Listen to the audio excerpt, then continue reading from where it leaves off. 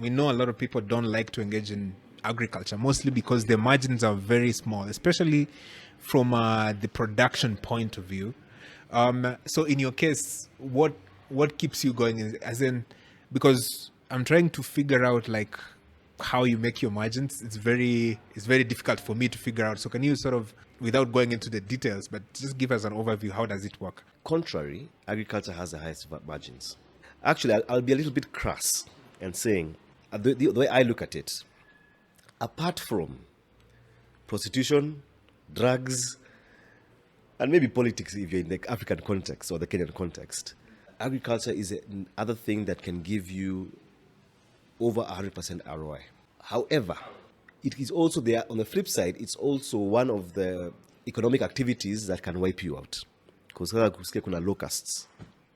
You know how those things, they're coming from Ethiopia, they're coming, zinakula kila kitu. Then you're in problems. So you're asking me how? Let me tell you. Like now, when we're talking about potatoes as a reference point, right? Yes, to produce potatoes is going to be less than, it's going to be less than 20 for sure. And potatoes right now are inching towards 40 bob a kilo. That's a market price. I'm not forming things out there. However, if you're doing potatoes, let's say for example, the most expensive ingredient when growing potatoes is seed. Seed is, if not 50%, over 50% of your production cost. Mbegu za viazi are 60,000 per acre on average. You need 22 bags per acre. Each bag is going for 3K for 1 acre. Now the problem is, the smallholder farmer, 60K is a lot of money.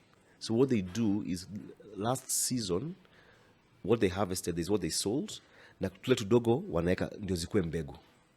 But the problem of continuously planting what you have harvested is that the attributes keep reducing and reducing and reducing. So you'll find that your crop now becomes susceptible to diseases. Yeah. So it's carrying the genetic makeup of the last crop. So inaingia na hii ingine, inasema, and that's why you find that when you go to a doctor, they ask you, in your family, is there a history of... And that is why even human beings, or even animals, you're told not to interbreed, to be able to get a more resilient offspring.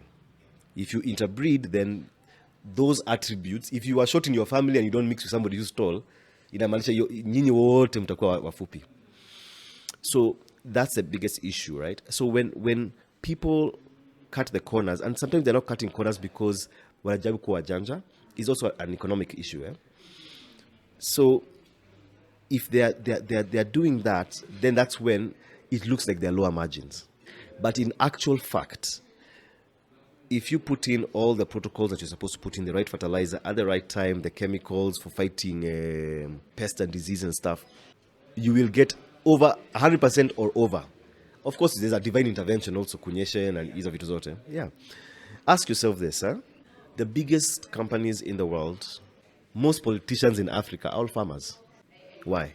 If the margins are that low, why are they there?